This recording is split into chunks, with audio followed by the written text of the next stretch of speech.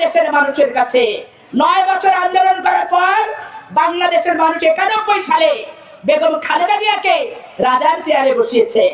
সেদিন তো বেগম খালেদা জিয়া অর্জন করে রাজার চেয়ারে বসেছে, জিয়াউর রহমানের স্ত্রী হিসেবে কিন্তু রাজার চেয়ারে বসেনি।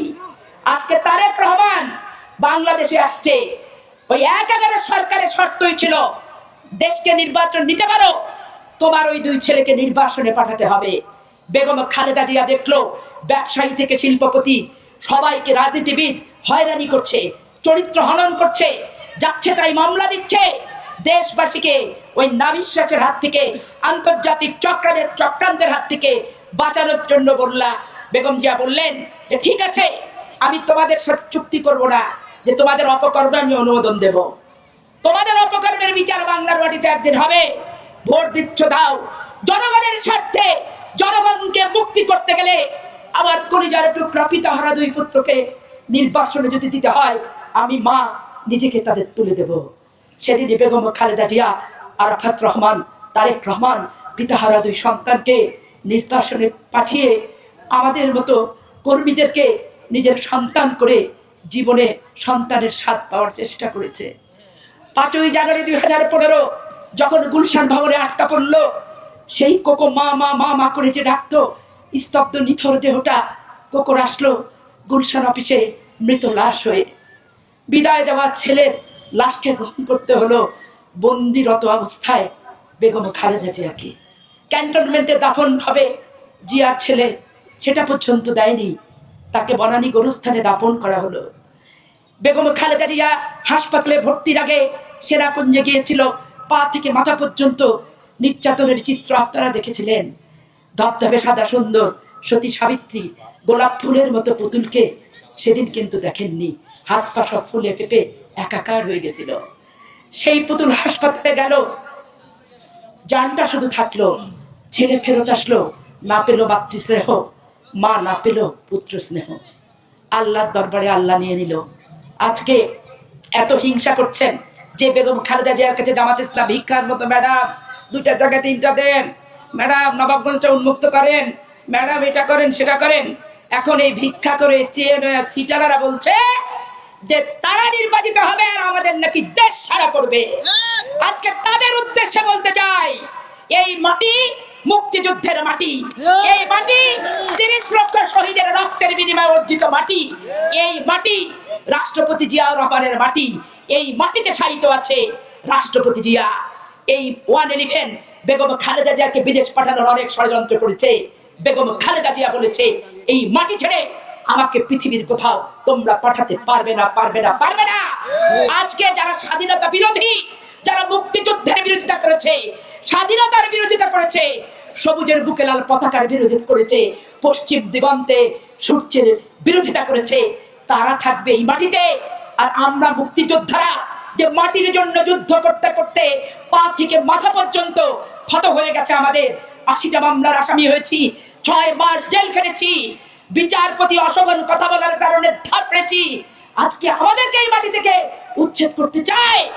12 তারিখের নির্বাচনে আওয়ামী লীগ, জামাত, বিএনপি আমি বুঝি না, এই অশোভন কথার উত্তর ধারে ছিটে ভোট দিয়ে সিল মেরে ধারের ছিটে বাংলাদেশের মুক্তিযুদ্ধের চেতনাধারী মানুষকে তার জবাব দিতে হবে। জামাত ইসলামের ভাইদেরকে বলি, আল্লাহ খোদা কোরআন শরীফে গৃহ ছাড়া করবে, দেশ ছাড়া করবে, এই হুঙ্কার বুখারী শরীফ থেকে কোরআন শরীফ, আলেম ওলেমা কওমি কেউ কিন্তু এই কথাগুলো বলে না। আজকে জামাত ইসলামের এই কথা বলার ধৃষ্টতা কোথায়? জামাত ইসলাম, তোমাদেরকে আমরা বলতে চাই, 12 তারিখের পর তোমরা কোথায় যাবা তোমরা সেটা সিদ্ধান্ত নাও, আমাদের কোনো ব্যাপার না।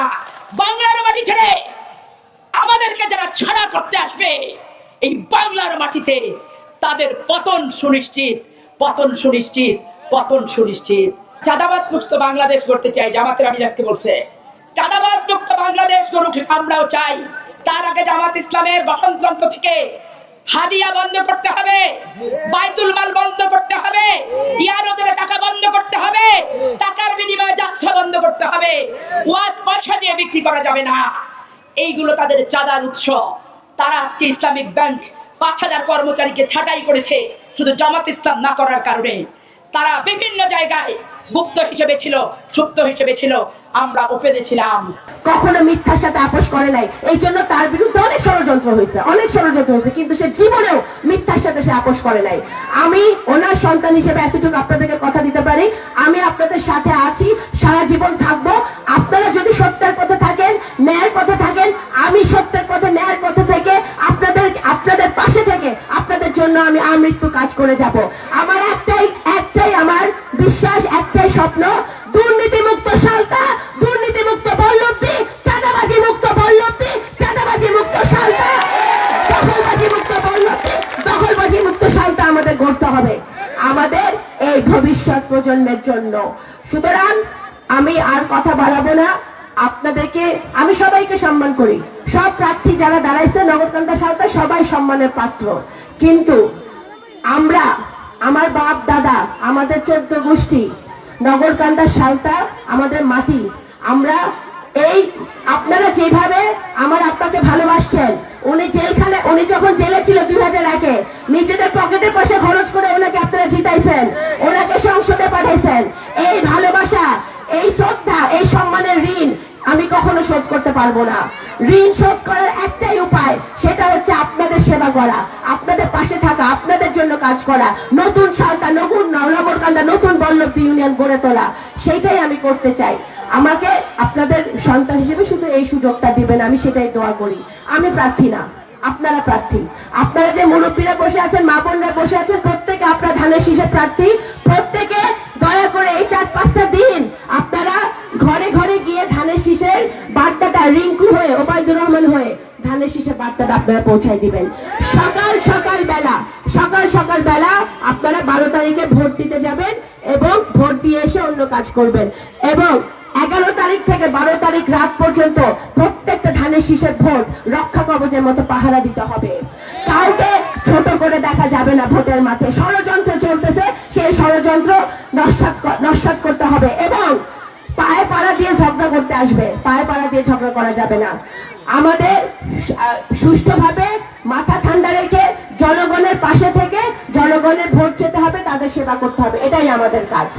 আবারও 12ই ফেব্রুয়ারি নির্বাচন। কবে নির্বাচন? মার্কাটা কি?